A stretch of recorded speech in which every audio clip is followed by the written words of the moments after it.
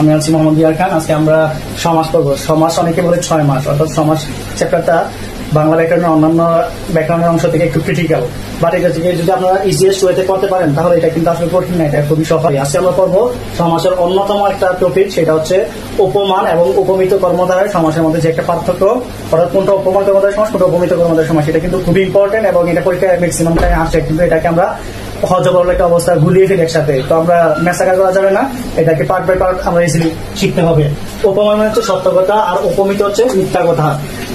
তাহলে এই যে উপমান কর্মধারয় সমাসে অ্যাডজেক্টিভ আছে, উপমান কর্মধারয় সমাসে অ্যাডজেক্টিভ আছে আর উপমিত কর্মধারয় সমাসে অ্যাডজেক্টিভ নেই। আমরা তো জানি অ্যাডজেক্টিভ কি। অ্যাডজেক্টিভ হচ্ছে যা দ্বারা দোষ, গুণ, অবস্থা, সংখ্যা, পরিমাণ ইত্যাদি প্রকাশ করা হয় সেটাকে বলা হয় অ্যাডজেক্টিভ, বাংলা যেটাকে বলা হয় বিশেষণ। তাহলে দেখুন, উপমানে অ্যাডজেক্টিভ বা বিশেষণ আছে, কিন্তু উপমিত কর্মধারয় সমাসে অ্যাডজেক্টিভ বা বিশেষণ নেই।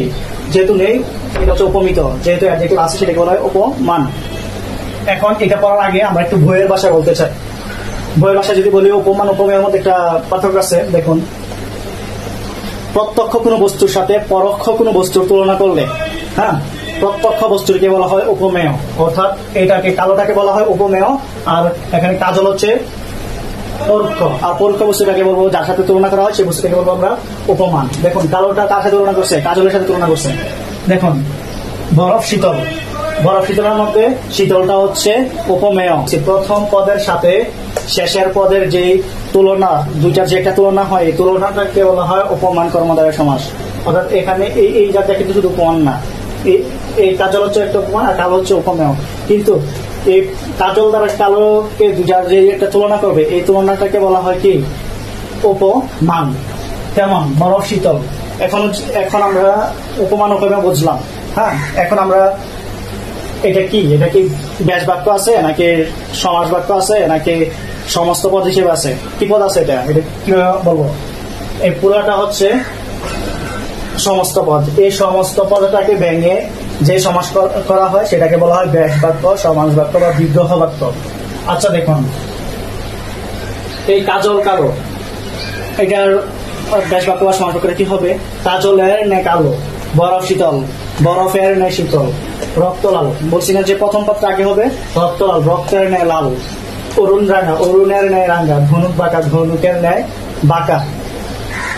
আমরা উপমিত কর্মধারয় সমাসের ব্যাস বাক্যটা একটু পড়ি। দেখুন, উপমিত কর্মধারয় সমাসে পরপদটা প্রদান হবে, পরপদটা প্রদান হবে। আমরা উপমানে পড়ছি প্রথম পদটা প্রদান, আর উপমিত হচ্ছে শেষের পদটা প্রদান। তাহলে চাঁদ মুখ, মুখ চন্দ্রের ন্যায়, পুরুষ, পুরুষ সিংহের ন্যায়, পল্লব, পল্লব অধর পল্লব, পল্লব অধরের ন্যায়, ফুল কুমারী, কুমারী ফুলের ন্যায়। কাজল কালো, কাজল যে আমরা চোখে দেই, হ্যাঁ, কাজল তো ছিলেন চোখে যে দেই, মেয়েরা যে চোখে দেয়, এই কাজলটা কি কেমন হয়? কাজলের রংটা কেমন? কালো নাকি লাল নাকি সাদা? অবশ্যই কালো। তাহলে এটা কি সত্য কথা নাকি মিথ্যা কথা? সত্য কথা। বরফটা কেমন হয়? শীতল হয় নাকি গরম হয় নাকি অন্য কিছু হয়? অবশ্যই শীতল হয়, উষ্ণ হয় না। তাহলে বরফ যেহেতু শীতল, তাহলে এটা সত্য কথা, তাহলে এটা উপমান। রক্ত যেহেতু লাল, তাহলে সেটা উপমান, কারণ এটা হচ্ছে একটা সত্য কথা। অরুণ, অরুণ তো মানে বোঝেন, অরুণ কি? অরুণ হচ্ছে সূর্য, সকালের যে সূর্যটা, সেটাকে বলা হয় অরুণ। আচ্ছা, অরুণটা কেমন হয়? রাঙা হয় না, রক্তিম হয় না? তাহলে এই অরুণটাকে কি বলবো আমরা? অরুণ রাঙাটা হচ্ছে সত্য কথা, সত্য কথা মানে হচ্ছে উপমান। ধনুক বাঁকা, ধনুকটা, ধনুক মানে হচ্ছে তীর, আমরা যে তীর যে মারে, যে ছোটে, আগে এটা দেখা যেত, এখন দেখা যায় না বেশি, শিকারীরা তীর মারে। এই তীরের অবস্থানটা কেমন হয়? অবস্থাটা কেমন হয়? অবশ্যই চাঁদের মতো করে একটু বাঁকা হয়, তাই না? চাঁদের মতো করে এভাবে একটু বাঁকা হয়। তাহলে ধনুকটা কেমন হয়? বাঁকা হয়। আমরা জানি কি এটা হচ্ছে একটা সত্য কথা, সত্য কথা হলেই সেটা হয় উপমান। এখন মিথ্যে কথা, মুখ চন্দ্রের ন্যায়। আচ্ছা, চাঁদ মুখ, মুখ কি মানুষের মুখ কি কখনো চাঁদের ন্যায় হয়? হয় না। তাহলে সেটা কি কথা? মিথ্যা কথা। মিথ্যা মানে উপমিত। পুরুষ সিংহের ন্যায়, তাহলে পুরুষ যদি সিংহের ন্যায় হয়, সিংহ পুরুষ মানে হচ্ছে পুরুষ সিংহের ন্যায়, তাহলে পুরুষ কি সিংহের মতো হয়? আসলে না, হয় না। পুরুষের সাহসটা সিংহের সাহসের মতো তুলনা করা যেতে পারে। এখানে পুরুষ তো সরাসরি সিংহের মতো হয় না, পুরুষের শারীরিক গঠন অবয়ব অন্যরকম, আর সিংহের শারীরিক গঠন এর অবয়বটা হচ্ছে অন্যরকম। তাহলে এটা হচ্ছে মিথ্যা কথা। মিথ্যা কথা মানে হচ্ছে উপমিত। অধর পল্লব, পল্লব অধরের ন্যায়, এটা মিথ্যে কথা। পল্লব মানে হচ্ছে পাতা, অধর অন্য কিছু, পাতা অন্য কিছুর মতো না, পাতা হচ্ছে পাতার মতো। তাহলে এটা কি উপমিত? কুমারী ফুলের ন্যায়। হ্যাঁ, তাহলে ফুল কি কখনো কুমারী কি কখনো ফুলের মতো হয় না? হয় না।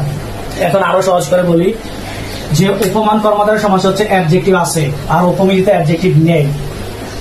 আমি আবার বলতেছি উপমানে অ্যাডজেক্টিভ আছে, উপমিতিতে অ্যাডজেক্টিভ নেই।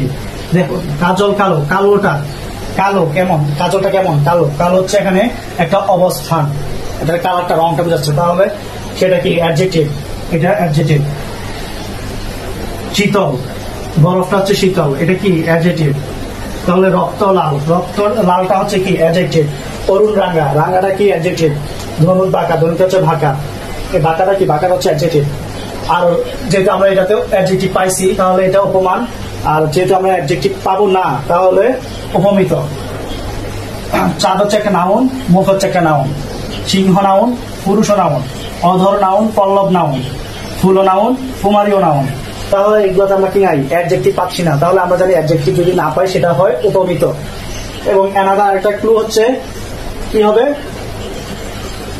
উপমিত হচ্ছে মিথ্যা কথা হবে আর উপমান হচ্ছে সত্য কথা হবে। আশা করি বুঝতে পারছেন।